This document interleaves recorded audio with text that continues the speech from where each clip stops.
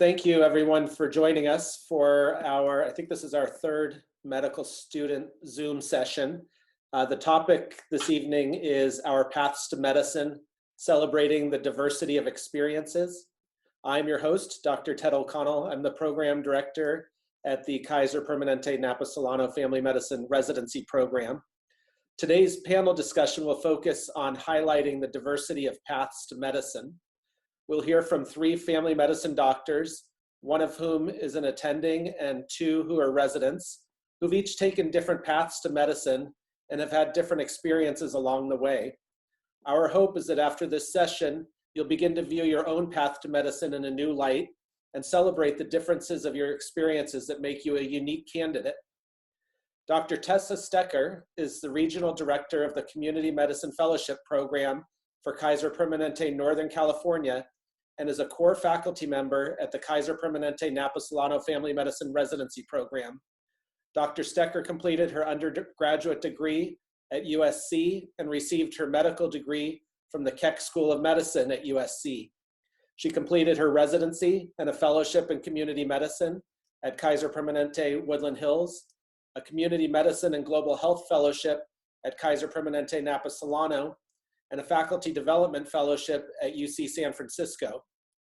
Dr. Stecker's curricular and scholarly interests include the social determinants of health, implicit bias, global health, adverse childhood experiences, health policy, and homeless health. Dr. Cristina Rodriguez is one of our graduating third-year residents and received her medical degree from the UC Davis School of Medicine. She received her undergraduate degree in biology from UC Davis. Cristina was part of the inaugural ACE-PC program at UC Davis and was one of only 6 students selected to be in that program. Dr. Aime Castillo-Mazzantini is one of our second-year residents and will be serving as chief resident for the next year. Aime received her medical degree from the UC Davis School of Medicine and received her undergraduate degree in biological sciences from UC Davis as well. Aime was active with the Latino Medical Student Association and co-founded Dream Health Advocates in order to raise awareness of social, political, and health issues affecting immigrant populations in the United States. I would also like to note that all 3 of our panelists are members of our residency program's Diversity and Social Justice Committee, which is involved in our residency's recruitment and selection process from sub-internship applications right through to the development of our match list. They're also active members of our residency program's Residency Diversity Council. Panelists, thank you for joining us, and students, thank you for joining us as well. I want to ask the panelists if there's anything else you'd like to say about yourselves or about today's discussion.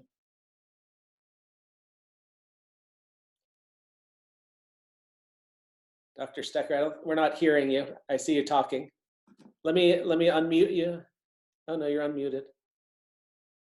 Try again.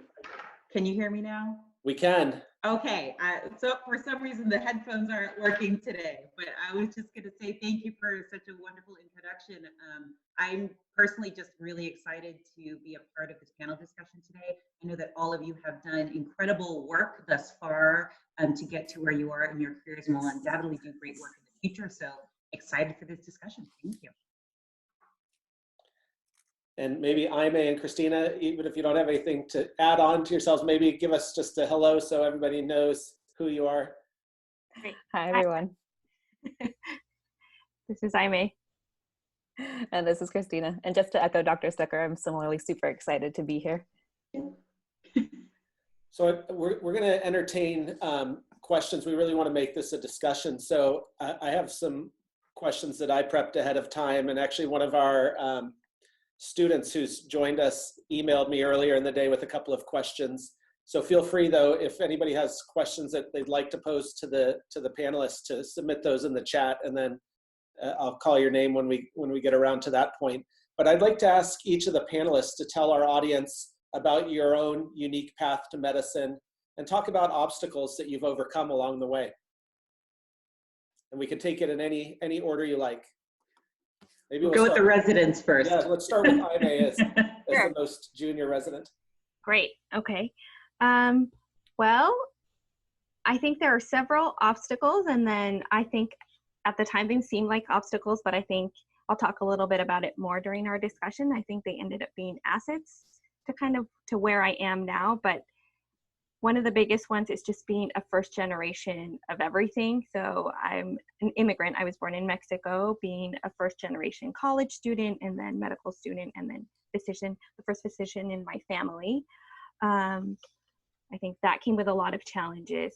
Also, I took several years off between undergrad and medical school. So that in and of itself, I think can create some challenges when you start medical school. And then I think potentially also in residency, you tend to be a little bit older than some of your classmates. And then in medical school, I also had 2 children. So those are just a few of the challenges that I faced. Christina? Thanks for sharing, Aime. Similar to Aime, I'm also a first generation, Mexican American. My parents immigrated from Mexico when they were younger. So I'm first in my family to pursue a medical degree. My older sister was actually first in the family to go to a 4-year college. So I think kind of a lot of the challenges there and just kind of the unknown of what the path of medicine was to bring me was an obstacle in and of itself. And I think for me, so much of who I am and so much of where my passions are rooted in my family and kind of my relationship with my family. And so a lot of the obstacles that I faced kind of just in my path to medicine were really obstacles in terms of my family's own access to medical care. And so kind of seeing the challenges that my community and my family faced and trying to determine how those challenges could just further fuel my passion to get to where I am so that I can be a physician for my family and for people like my family has really kind of just rooted me in who I am today. One of my other challenges, I think, which is probably just more of an asset, is that I was one of the first to participate in the 3-year medical curriculum at UC Davis. So it very much is a fast track. And I, again, had no idea what to expect there, but I'm so grateful for that opportunity and really presented its own unique challenges, but I really have nothing to compare it to. So I'm also grateful for the challenges that I was presented with there. And we can probably talk more about other challenges as the discussion goes on further. Sure. Thanks, Christina. And Tessa? Yes, thanks, Aime and Christina, for sharing. So I will jump on the immigrant bandwagon train. My parents emigrated to the States when they were in their early 20s from Haiti. And so the thing that was, I think, most important for me growing up is that their parents had always stressed the importance of education as a way out of poverty. And so when they emigrated here and they raised my sisters and I in California, the messaging was the same. So it was never whether or not we were going to college, it was which college are you going to go to? And that was sort of set as the template from the beginning, which was really fortunate.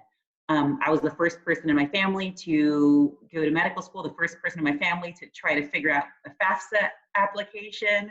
I was fortunate that my mother studied accounting when she immigrated here, so she was able to help me navigate some of the financial challenges of not really knowing sort of how am I going to pay for this education, right? Of 4 years of college and medical school and potentially additional degrees along the way.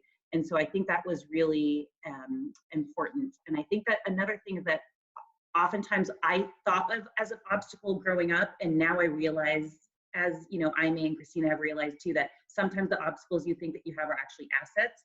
And so for me, it was navigating 2 worlds consistently, right? And so at home, it was Haiti, and it was the rules of Haiti, and it was the language and the food and the culture. And then at school, it was the predominant sort of American culture. And so I never watched the movie E.T. growing up because it just wasn't something that my parents thought was important. But then as I grew up, I realized everyone else was watching E.T. And when you're a kid, you don't want to be different. You just want to be like every other kid. You want to fly under the radar and be like every other kid. And so at the time, it was a struggle because I was going between these 2 worlds. And I always just wanted to be in one world. And what I realize now is how blessed I was to navigate both of those worlds, because it makes me that much more of a compassionate and empathetic physician as I understand those who also navigate between 2 worlds. I can quickly look at somebody and realize they're not understanding what it is that I'm saying. And that if English is a second language for them, that I need to pivot or get an interpreter involved, because I've been doing that with my family since I was a kid. And so I think that oftentimes what we see as obstacles, we can reframe, and it can really change the way that sort of we approach the experiences that we have and the way that we let others know about those experiences as well. Great, thanks, Tessa. Can you each tell us about opportunities that you've had along the way, whether this is in leadership, community engagement, advocacy, academic enrichment, or in some other venues? Sure, I can start. Great. Like Christina and Dr. Stucker said, I think that all of it traces back to sort of whatever your foundations were. And so since most of my life has been shaped by the immigrant experience, I sort of saw most of my life and everywhere that I went through that lens. And then I would assess sort of kind of what are the deficits and sort of what can I do to make things better. And sort of I took that wherever I went, in undergrad, in medical school, and then hopefully now in residency too, and in the future. I think it's, if I saw that there was a need to advocate for a particular population, I help co-found different organizations in undergrad. And then, as Dr. O'Connell mentioned, in medical school, I also worked as a grassroots organizer, doing a lot of advocacy work. And I think that really just expanded sort of my view on the things that, the struggles that a community faces. And I think that has shaped so much of kind of the way that I view medicine now, and the things that I kind of see for my future and the way that I would like to see my practice. But I think it, like they both have said, it really stems sort of from what you know and kind of what's important and at your essence, like your essence. Christina? Yeah, so for me, pretty similarly, I think, going on this path and it being a largely kind of unwritten path and an unknown path for myself, I've not really shied away from kind of new experiences and new opportunities. And I think one of the biggest ones was kind of being in that first class of the Accelerated Primary Care Competency-Based Education, the ACPC program at UC Davis, which was the 3-year medical program.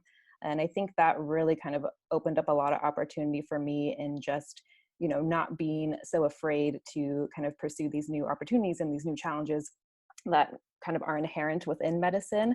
And so for me, it kind of just further I guess, strengthened kind of my resolve to continue on this path, and not kind of shy away from what the next step is or what the next, door is going to open for me.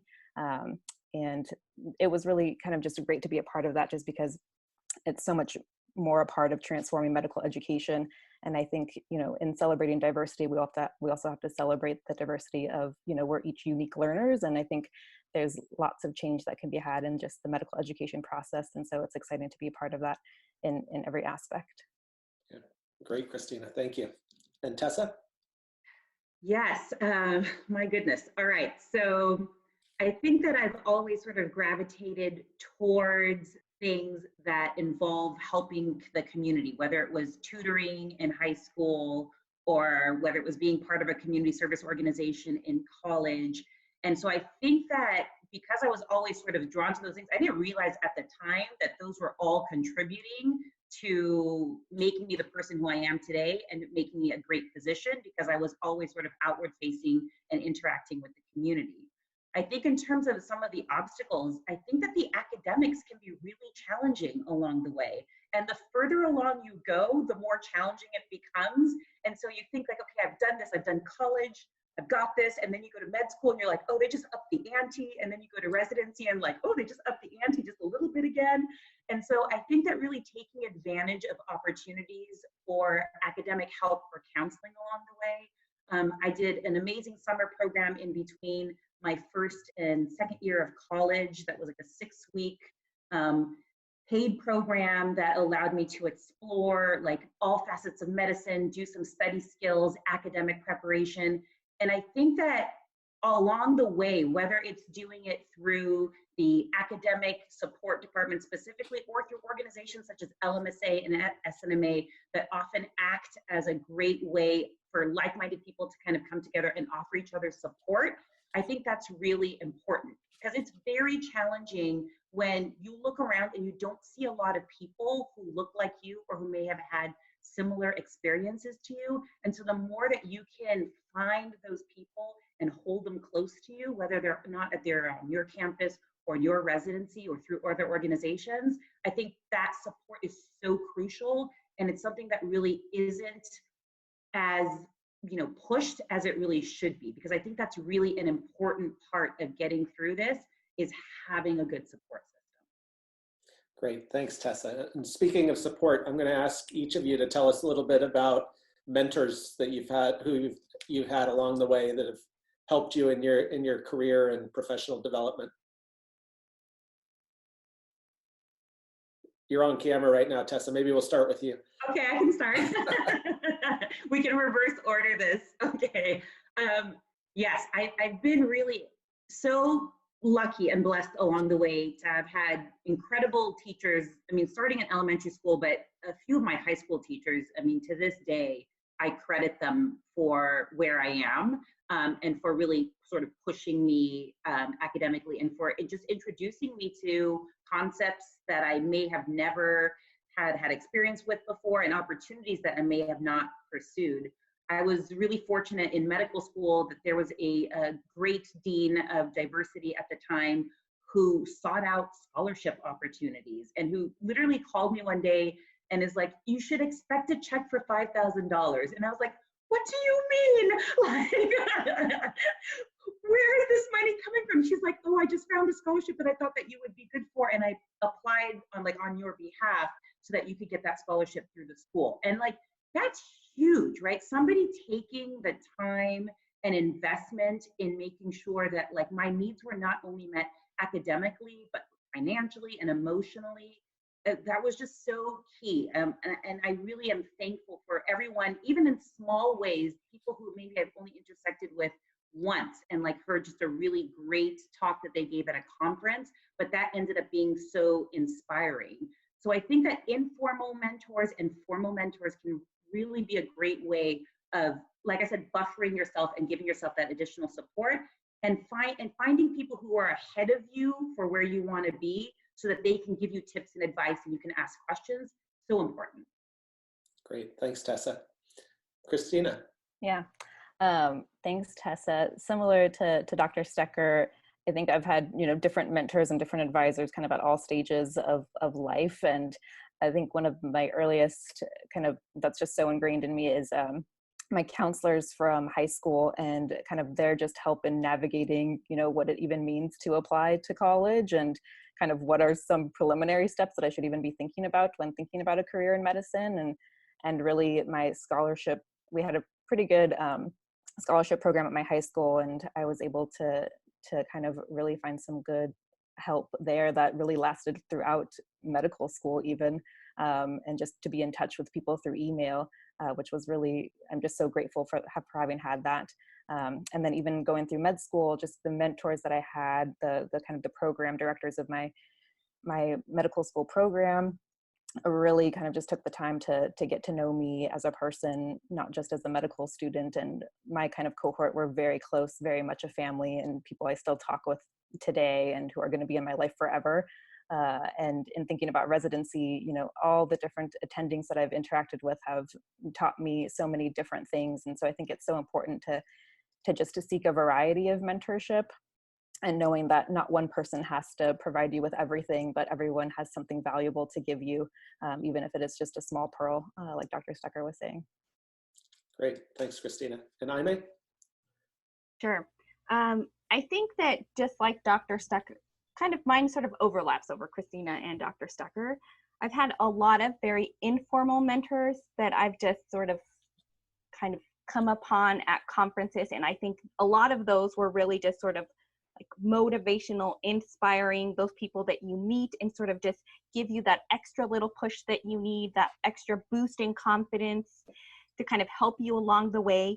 And then there are those that you just foster, those relationships that you foster, which is, I think, another really important point, is kind of knowing how to foster those relationships throughout time, because a lot of them become these longitudinal relationships that see you through so many different phases of your life, and that you can continue to kind of touch back with, even if you don't do it on a very regular basis, but just those kind of infrequent moments where you keep in contact and update them. I think that you can always go back to those people and they just kind of ground you back to kind of where you started. And there's this reference point that kind of, if you ever feel lost, helps you find your way again. And I think for those mentors that have really invested in kind of developing those relationships with me, I really value those kind of references that they bring to my life and sort of perspective, and help guide me in terms of like the direction that I want my career and my life to go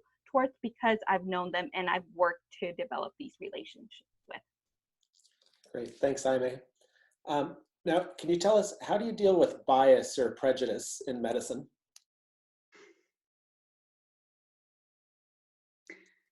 Wow. Okay. Well, how much time do we have?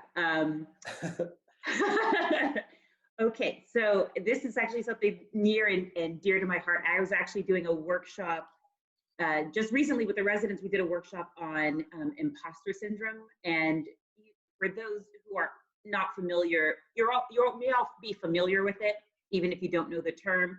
It's that sense that you don't belong, even when you do belong, that you got somewhere by luck and not by your hard work, and that you don't deserve to be there, and that you're always trying to prove yourself.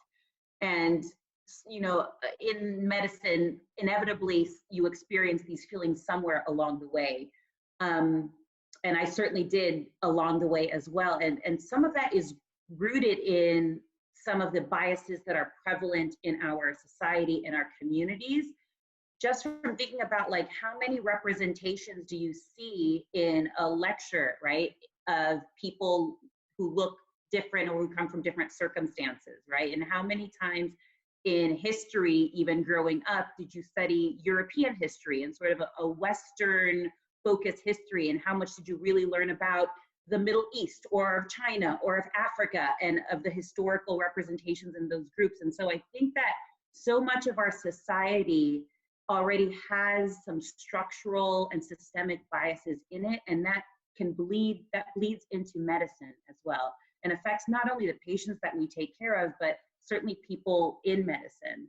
I think that for me, one of the most important things is to surround myself with people who I can vent and debrief with, so that when I have that moment where I'm like, oh, there's another microaggression, or there's another frustrating moment where I don't feel like I was heard, that there are other people that I can talk to about it, whether it's at work or in my personal life. For me, that has been a really important way of kind of navigating it. And I think that the other way is that I've just started to study this ad nauseum. So I have taken every course and workshop that I can on implicit bias. You know, I really enjoy working with the residents in this area as well, and with the faculty in this area as well. I think that the more that we can educate ourselves, and the better that we can mitigate these biases. And so that's one of the ways that helps me to navigate when I'm faced and put in the position of dealing with these situations, is of knowing that hopefully I'm helping to contribute to breaking some of those down and developing my own skills to try to mitigate those biases. Great, thanks, Tessa. Christina, you want to take that question too? Yeah.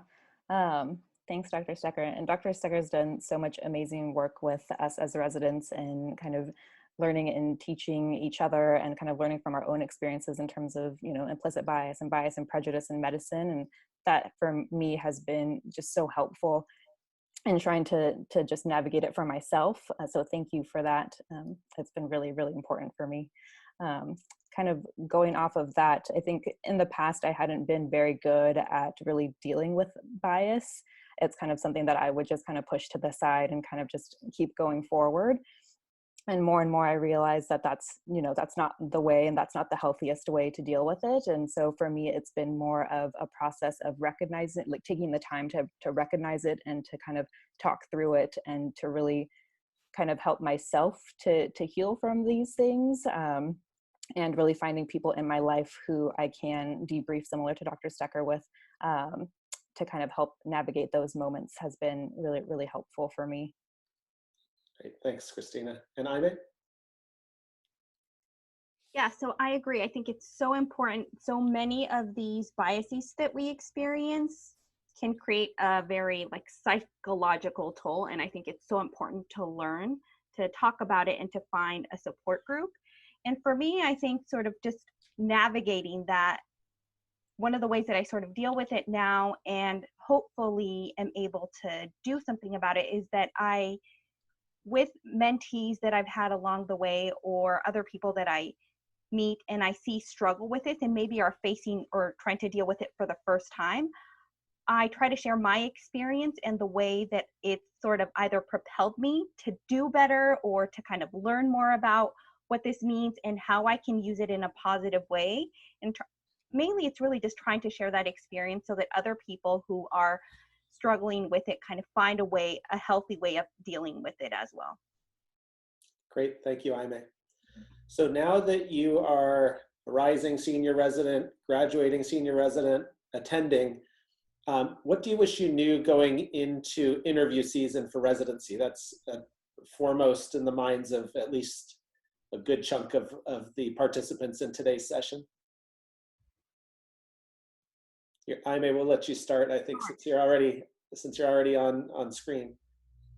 Great. I think there are several things, and one of the things that I'll mention that I didn't really give too much value to or too much thought before I looked into the programs that I was going to be applying to, and really it wasn't even a question that I really asked so much when I was interviewing, but I wish I had, because now I see sort of how beneficial and how important it is to be in a program like this. So what I'm leading to basically is that it's so important to be in a program that supports their residents. And I think I didn't ask enough about that when I was looking at the different programs. And it's not really something that's really on websites that you can just find, but I think it's important to ask wherever you go sort of how they take resident feedback and how that sort of helps shape the program. I think it's one of the most important things that I've seen in the program that I'm in now, and I really did not value as much when I was looking into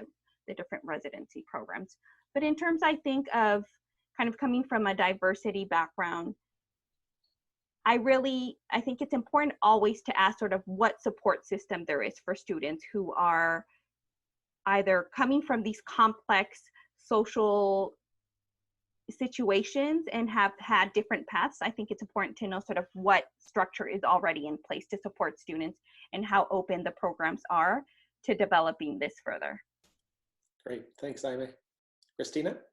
Thanks, Aime. I completely agree. I think it's really important to kind of recognize and kind of just look back to what your path has been and look at moments that you really struggled and kind of what things were helpful to you in those moments, and to be able to kind of find that in residency programs and kind of ask questions that will help kind of elucidate like how that support system is going to be and kind of what things are going to be important for you to be able to kind of navigate the intricacies and difficulties of residency.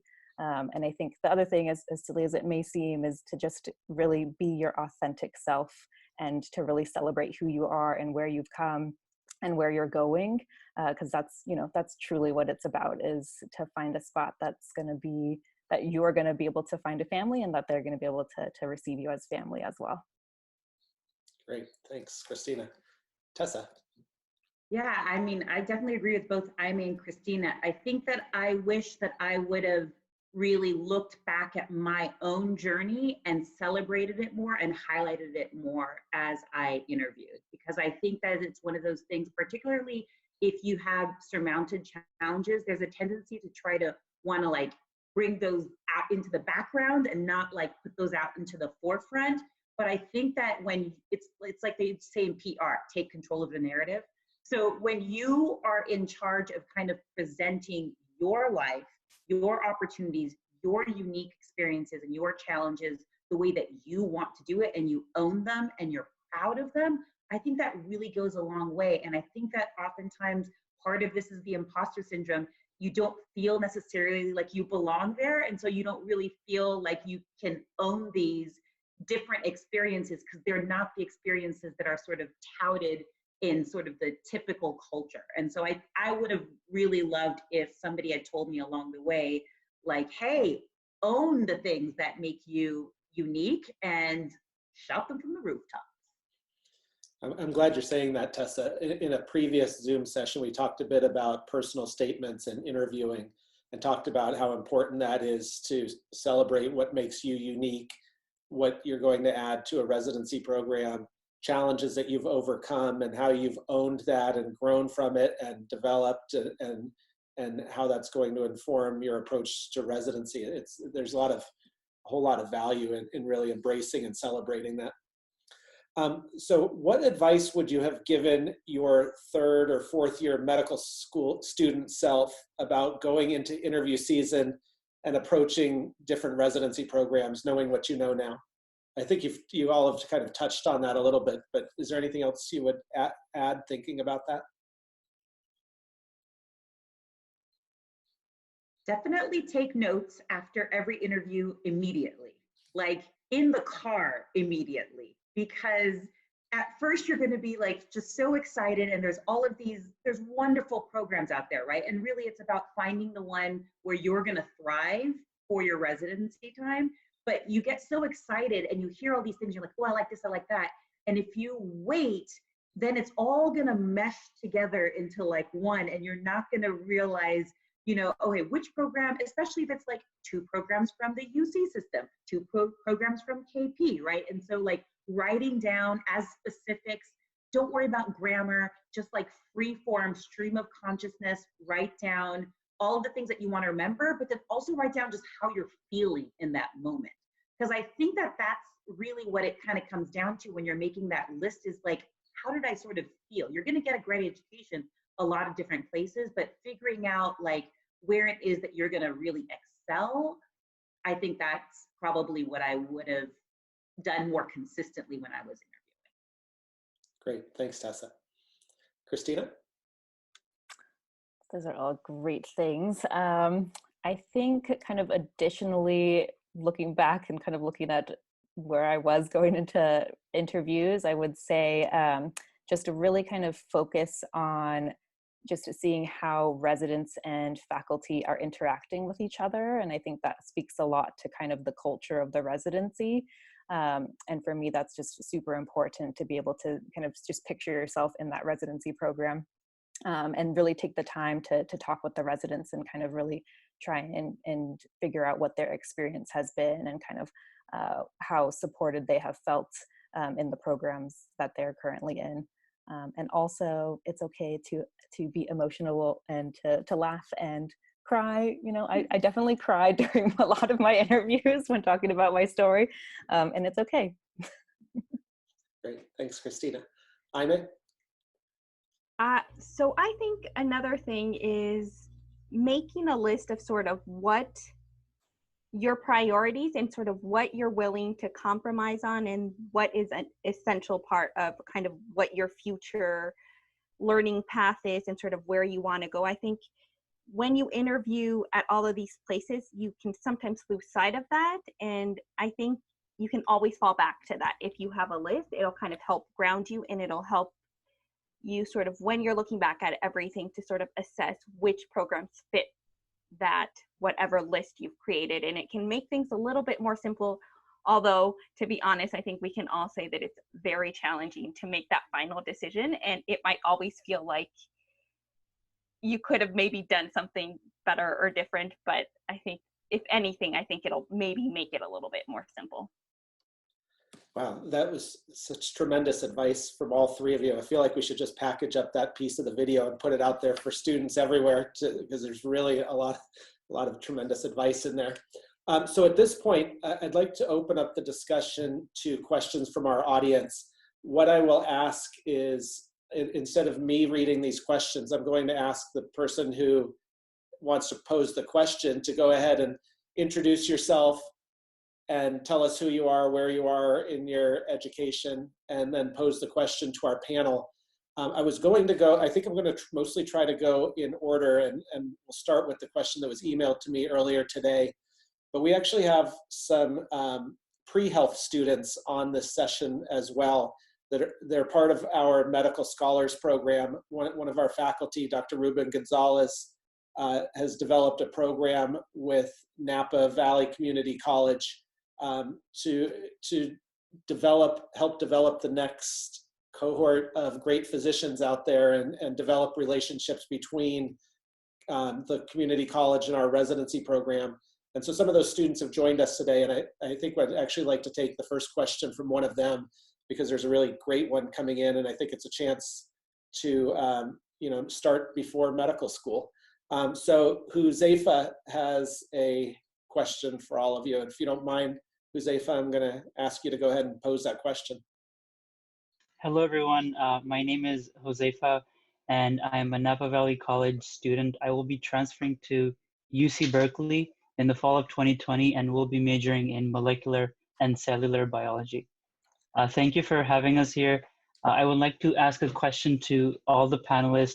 If anyone could answer this, is that what would be the one major advice that you would give to aspiring physicians who are entering or are about to enter the medical field, medical school?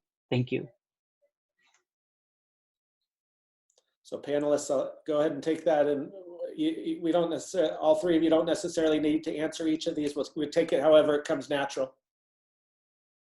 I will let one of my colleagues who's closer to medical school answer that to you. And I would also invite anybody who's on the call who's currently in medical school, if you want to jump in and also give some advice for that question, that'd be great. I'm a few years out, so. That's actually a great idea, besides our panelists, if any medical students want to answer that. I can start. So I would say, kind of in advice going into medical school, looking back, it's definitely a big transition point from undergrad to medical school, and it's pretty rigorous in terms of just kind of the classwork. And historically for myself, definitely even undergrad and kind of some of those science courses were a struggle for myself. And so I think the thing to keep in mind is to not get discouraged when things get really hard, and really kind of finding that community and finding that support system really early on is going to be really important for kind of, maintaining your own wellness and your own sanity kind of going through all of that. And so I think one of the biggest things for myself was really kind of identifying just a group of people, of kind of colleagues, to be able to kind of study together and to kind of get through the difficult times together was really helpful for me. Thanks, Christina. Anybody else want to chime in for Huzaifa, or shall we move on to the next question? Next question it is. So I messed up this name last time on the last Zoom session, so I apologize, because I think I'm going to do it again. But Gitika emailed me a couple of questions. Maybe I'll ask you to just start with one, if you don't mind. Hi, everyone. I'm Geethika. Nice to meet you. Thank you, Dr. O'Connell and Dr. Stecker, Dr. Castillo, and Dr. Rodriguez for this panel. It's really informative and valuable to hear your insight. I am a fourth-year student at Robert Wood Johnson Medical School, all the way on the East Coast, so a few hours ahead. I had a question that a few other students have actually asked in the chat as well, so hopefully it addresses that too. But I was very curious to hear about any life experiences you guys had, or a part of your identity outside of medicine that's really enhanced your practice as a doctor. Great question. Thank you. I can talk about that. I think we sort of mentioned little pieces about it through the different questions that have been asked.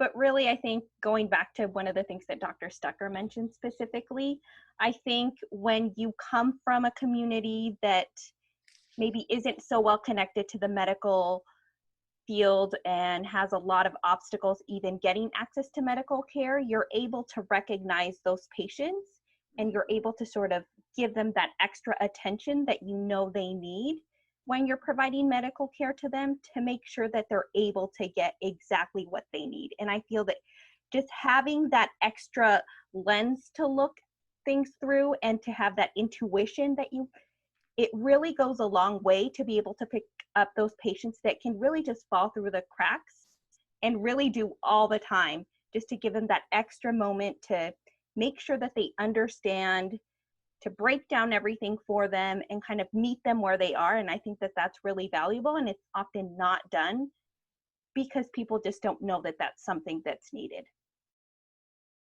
Thanks, Jaime. I think for me, like, so much of medicine is actually so much more than, so I grew up watching the Cosby Show, and that was my reason why I decided to become a doctor, is watching Dr. Huxtable. So for me, I thought of medicine as like me and a patient, and then me and another patient, and then me and then a third patient. And I didn't realize at the time that so much of medicine is teaching, is education, is advocacy, is community work, is there's so many ways to contribute to the practice of medicine outside of the walls of the clinic. And so for me, like, being a tutor when I was younger was really important. Being an RA in college was probably the best training that I got for medicine, more than any of the biology or chemistry courses that I took in college.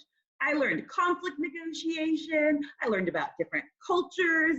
I learned about substance abuse. I learned about sexual health counseling, all sorts of things that I use day to day now. I do not use action potentials in my clinical decision making on a day to day basis. I don't think about the Krebs cycle, but I do utilize the skills that I got through being an RA. I can't tell you how happy we are that you became a family physician and not an obstetrician like Dr. Huxtable. Me too. Christina, did you want to respond to that question at all, or shall I move to the next? Yeah, sure. So for me, kind of just thinking outside of medicine, I've mentioned this before, but a large part of my identity is just my family, and kind of similar to Aime and Dr. Stecker, thinking about and really seeing firsthand kind of the challenges that disadvantaged communities face. And for myself, just my own family and kind of the struggles that they've had in their own access to medical care really is kind of the foundation of why I'm here and why I pursued medicine. And so, personally, I've experienced a lot of loss in my own family, and kind of being able to empathize with patients kind of from that lens has really kind of helped me in my role as a physician and as a partner to my patients. And so I think just, as a reminder for everyone is just, really looking at the challenges that you've faced in your own life, and being able to use that as a way to connect with your patients and to empathize with their own unique situations is invaluable. Thanks, Christina. So I think what I'm going to do, as we said, is take these questions in order. And since there is a little bit of overlap, if your name comes up and it's a question that's already been posed, you can take a pass and we'll move on to the next one. But that way I'm not filtering questions. So Ni, you had a question for the panelists. Hi everyone, my name is Ni, and I'm a rising fourth year at Midwestern Medical student. Midwestern University, and I have a question for the panelists. So, kind of similar to Gitika's question earlier about your unique personal background and experiences contributing to your path to family medicine, and so now I just kind of want to focus on moving forward.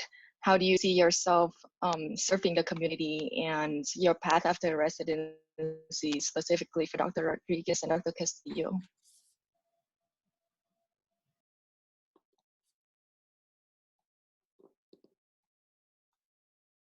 I can take this one first. So yeah, that's a very exciting question. So I'm getting ready to graduate in about a month and some weeks. So I'm actually going to be heading back home to where I grew up, which has really been my goal from the very beginning. And a large part of that was because I want to go back and serve the community that raised me and gave so much to me, and is really a huge part of why I'm here. So I'm going to be working at a Kaiser in Sonoma County, and it's a smaller Kaiser, so it has more of a community feel to me.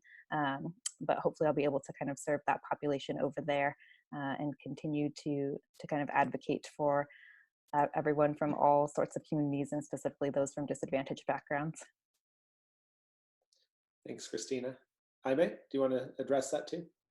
Yes. Well, it's very similar to what Christina said. I'm not going to be graduating for another year, but I know that a lot of it will sort of where I end up still have something to do sort of where I came from. So, and the reason why I went into medicine. So somewhere probably working with underserved populations, probably a large immigrant population is what I would anticipate. But I think generally also sort of what Dr. Stucker mentioned a little bit earlier is that through medical school and through residency so far, I've really gained a real appreciation for how big the medical profession can be outside of the hospital, and sort of I'm very interested in exploring that a little bit further. I'll be participating with Dr. Stucker in the fall in her health policy elective, so hopefully learning a lot and learning on ways that I can continue to sort of advocate for patients outside of the clinic. Yeah, you can't be around Tessa and not learn a lot. So, some of it's useful, some of it's, just what's on Bravo. Some of it's just fun. It's all useful. Question from Joshua. Yeah, so I'm Joshua Chakala. This is my first year at the University of Minnesota undergrad. I'm planning on majoring in biomedical engineering and minoring in public health because it's just super cool. So yeah, every day I'm just becoming more and more interested and convinced that being a physician is the best thing that I can do. Even in the past 30 minutes or so, this is just my desire has been greatly increased. So I want to thank you all for that. But for me, the life of a physician and just kind of the journey is very intimidating. And I was wondering, what were some times that you felt just hopeless? What got you through these to grow? And then also, how would you respond to the statement, always trust the process? Thank you. Wow, such a thoughtful question. There's a lot of meat in there. Let's see if we can do some justice to it. So when people ask me, when did I first know that I wanted to become a doctor? I'm like, well, I've never known a time where I didn't want to become a doctor, but I've had to reaffirm that decision multiple times and still occasionally. Because of the fact that it's challenging, right? The entire path is challenging. I always tell people, don't think about the number of years from the beginning because it's going to be very demoralizing. Think about it like one chunk at a time. And so sometimes in medical school, that meant I just needed to get through the next exam. I couldn't think about the next rotation, the next block. I could think about only the next exam. And so really making it into smaller chunks that I could manage, and knowing that in the end, I was going to be able to do what I loved, and always keeping sort of the overarching goal in mind. And part of the reason why I love serving in the community is because it's a constant reminder of the why. And so having opportunities to intersect with the community, to volunteer, to do things outside of studying, always helped to remind me about why I wanted to do this, and having really great support systems. So having those cheerleaders in my life that no matter how low I got, how upset I was because that test did not go the way that I thought it was going to go, and having that person to be like, you're awesome, you're amazing, you've got this, that's really important. Don't neglect your family and friends through this process, because they are the people who are going to get you through this process. Thanks, Tessa. Jaime or Christina, did you want to add on to that at all? That was pretty perfect. Agree. I agree. That was awesome. Oh, sorry. Go ahead, Christina. I was just going to add just another plug for just making sure that you maintain your relationships with your support system. And it can be really hard to do during residency and during other parts of this process. And even if it's just a quick hello home, just to hear your mom's voice, can really make a huge difference when the times are really tough. I wanted to ask, Joshua, you're a undergrad, is that right? Yeah, this is my first year at the U, so yeah. as an undergrad or as a medical student? I'm an undergrad. I don't know. I'm not sure if I'm not supposed to be here. No, so- everybody's No, welcome. absolutely. Everybody's welcome. I actually thought I heard you say undergrad. How'd you find out about the session? I don't even know. It may have been through SNMA or something. Oh, okay. Yeah, Um, we'll take any outlet is good. Yeah. I'm just curious it helps us to know how people find out. The more the merrier. You are 100% welcome. All right. Thank you. Absolutely. Nadim has a question. Hey everyone, my name is Nadim Al-Badawi. I'm a fourth year medical student from Western University of Health Sciences in Pomona. Parts of my question have already been answered, so I may change my question if that's okay. Go for it. Cool. So we talked a little bit about like bias in medicine earlier. So as a medical student going to be starting residency soon, what are ways in which we can counter bias not only in our own patient interactions, but on a larger, more like systemic basis as well? That's an excellent question. And that is the answer that we're all trying to seek. I would say, one, you've already taken the first step. You actually know what bias is and implicit bias is and that it exists. And I think that is actually the first step for a lot of people, is just they're unaware that this is even something that is of importance and something that can affect their own decision-making and the way that other people see them and the way that they see other people. So I think that's a really important step. The other thing I would say is it's lifelong learning. So nobody's an expert in this field. We're all just trying to do our best. All of us have implicit bias at baseline, and we're not getting rid of that, but what we are trying to do is mitigate the effects. So doing things like taking the project implicit association test through Harvard Online and just an understanding of your own biases and where they may lie, exposing yourself to a variety of resources where you get your news.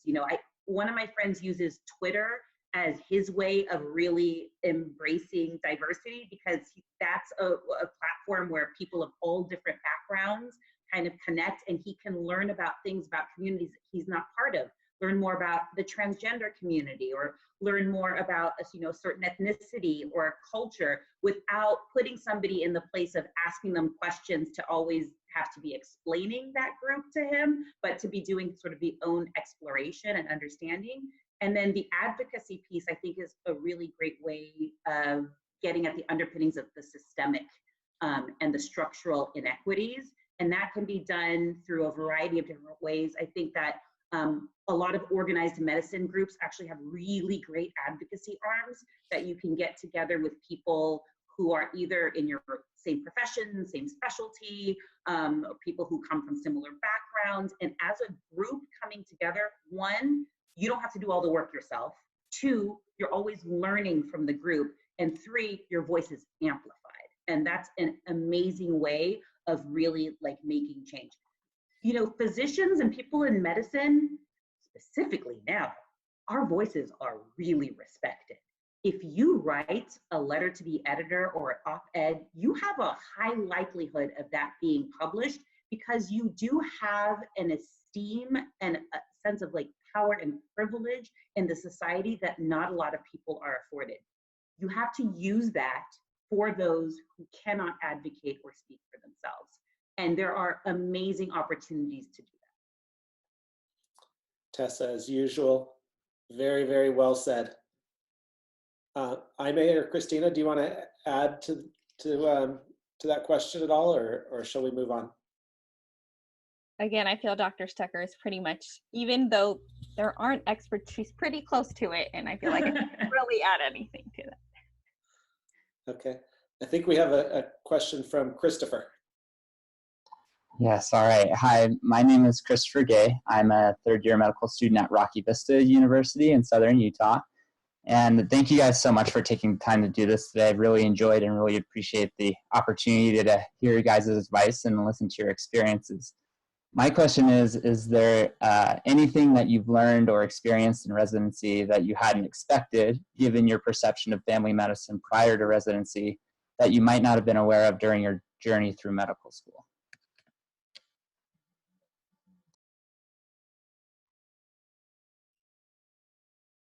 Ooh, you've stumped our residents. Good job. very interesting question. I would say for myself, just in I truly didn't know what to expect in residency, other than I knew I was going to put in a lot of hard work and, and grow a lot. But in terms of kind of family medicine, I'm kind of one that always knew that I wanted to go into family medicine. And so there wasn't really much that was going to deter me from that path. And I think the one thing I guess that I didn't expect is just how diverse family medicine can be, and just how much opportunity there is within family medicine. And it's not just kind of a one size fits all, but you can really make it what you want it to be, and you can really have like a very unique experience and a unique career that changes and evolves with time. And so what you thought might be your career leaving residency might change in a few years and might change again later. And so for myself, I'm definitely one who likes to plan and likes to know what the next is. But I think more than anything, I've learned to just kind of go through it and really don't shy away from the opportunities that present themselves to you as you go forward. Great. Thanks, Christina. There's a question from Victoria. Hi, everyone. I'm Victoria Johnson, an incoming fourth year at Liberty University College of Osteopathic Medicine, but originally from Sacramento, California. We were talking about interviews earlier, and I'm just wondering, with COVID-19 and everything going on, we kind of just learned that a lot of programs are being encouraged to do virtual interviews. And so it may be hard to get a feel for the physician and resident relationship, and how can we best make the most out of these interviews and best tell our story in this setting. Sure, I can try and answer a little bit of that. I think that more than before, I think making your story, whatever makes you unique, heard is very important. I think a lot of people tend to shy away from it, and I think if it takes you rehearsing whatever it does so that you can get a good sense of sort of like what makes you you and what makes you stand out, and kind of owning it and saying it in a way that you know, I think you know it, but I think that you can portray that conviction, I think is really important, because that really helps you stand out and it makes you memorable. And so I think for me personally, I know I would practice in front of the mirror or with someone else, and I always felt really moved, and I felt that whenever I got that those butterflies in my belly, I felt like, yes, this is what I'm looking for. This is kind of when I know that I'm really being true to myself and my story. And so I think whatever it takes, but I think really just working on kind of bringing out that uniqueness is really important. I agree. And I think too, know, Victoria, that we are also in that same position, right? On the residency side of thinking about how do we let you really know about our program and see all of the wonderful parts of it when it might be happening through a screen, right? And so we don't have that same sense of like being in the same place and walking through the space. And so I think that on both ends, it's going to be really kind of a learning year as we figure out how to kind of make that process work. So I think that maybe increasing touch points might be necessary, you know, this upcoming interview season, just so that it's not just that one interview day and then nothing else happens, but actually reaching out and having more one-on-one conversations with residents and faculty. I know that residents and faculty in general are very open to applicants who want to learn more, have more time to kind of understand like the process as well. Yeah, I would add on to what Tessa's saying. There's a lot of discussion going on within our residency program about how do you show the parts of a residency that are really important. You know, we can online, you can see what our curriculum looks like.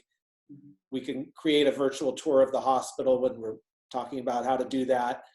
But it's the things about the culture and the relationship between residents and faculty and among residents and the feel of the place. And, you know, there's a lot that is going to be a big challenge this particular year. And we're trying to figure that out so that we, as a program, can provide you as much of that information as possible. And that being said, it's going to be challenging on both sides. So, hopefully we all do it well. I want to be cognizant of time here. If our panelists have time for one more question, Kitika had, and I apologize if I messed that up again, had emailed me two questions. So if you want to ask your second one, we'll go ahead and take that, and then we'll wrap up. Hi again. I'll be quick. I think it overlaps with the last question, so hopefully it'll be short, but it was along the lines of what advice you guys would have for students that are applying this cycle who are concerned about representation, especially in terms of diversity in virtual interviews or in residency programs this year. Thank you. So that's a great question. Let me see if I understand it correctly. Are you thinking because of the fact that it's virtual and so there's less sort of interface with multiple people, just in terms of who you're interacting with on the residency side and really understanding the diversity of the residency itself, or of the applicant being of a diverse background and presenting that in a virtual format? It's a little bit of both. There has been some conversations among students about being concerned as applicants submitting their applications and possibly not getting a chance at an interview because they may have a different background from another student who may stand out. And so they're concerned about really highlighting their diversity or staying true to themselves while being able to get the opportunity to interview at a program that they may be extremely interested in, possibly being a resident at.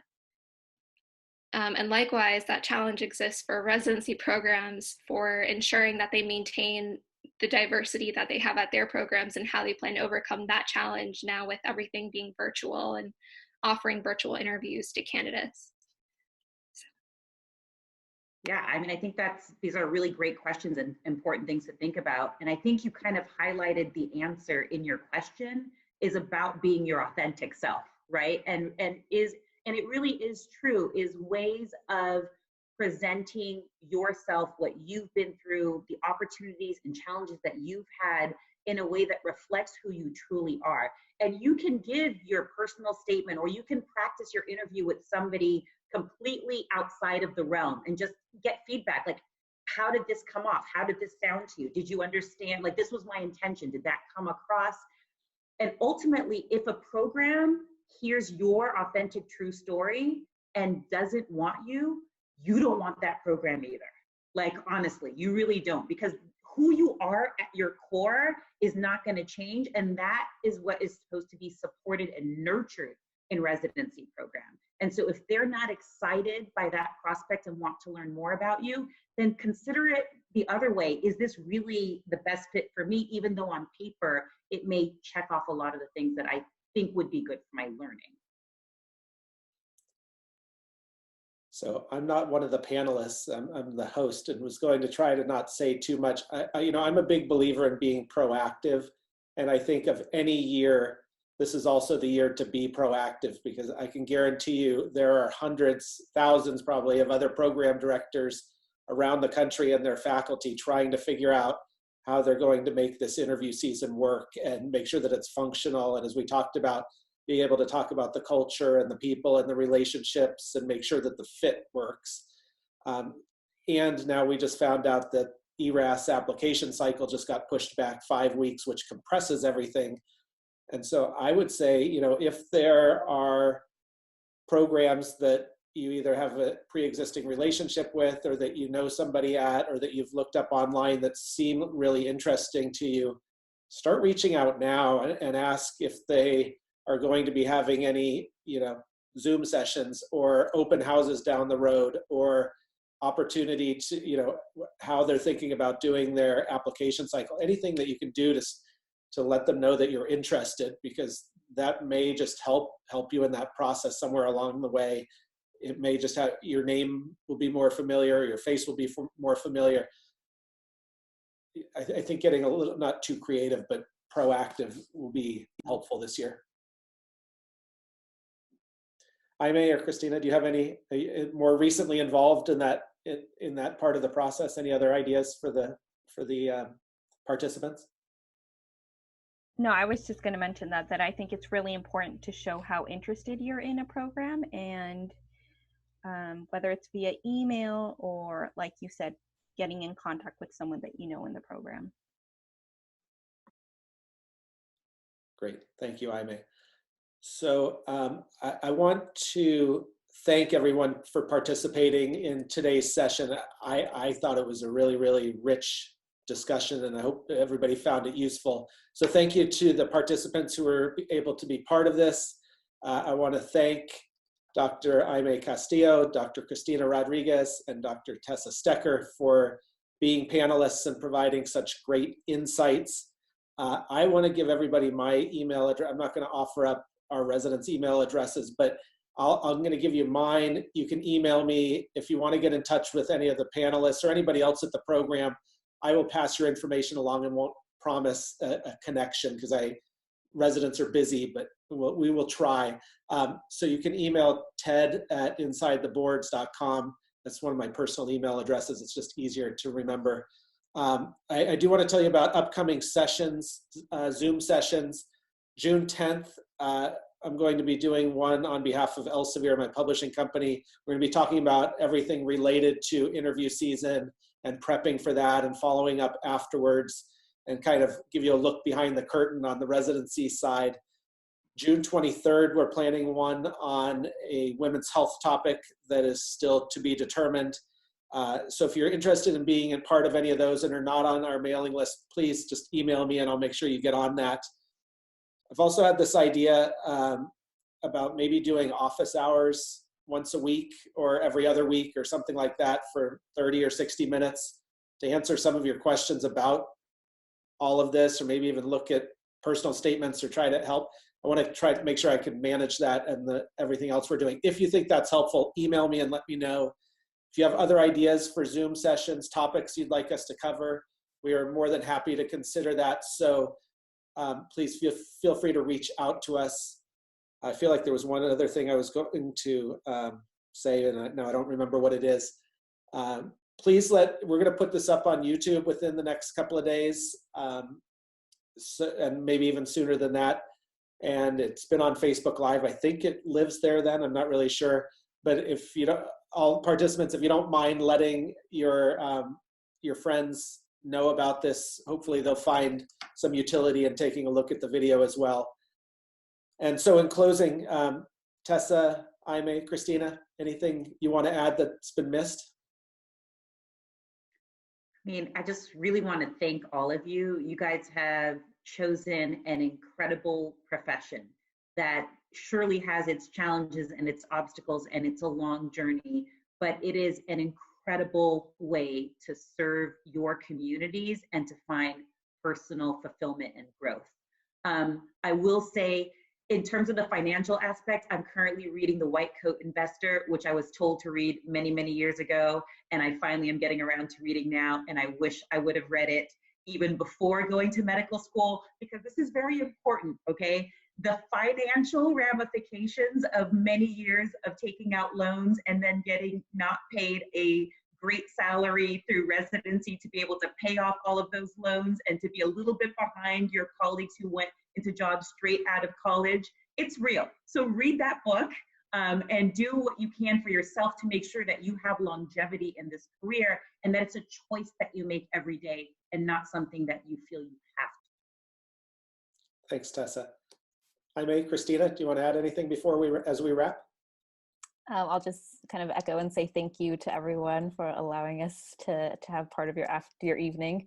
And please continue to celebrate all your diversity and your unique path to medicine, and be kind to yourself along the way, and take care of yourself. Thanks, Christina. Ditto.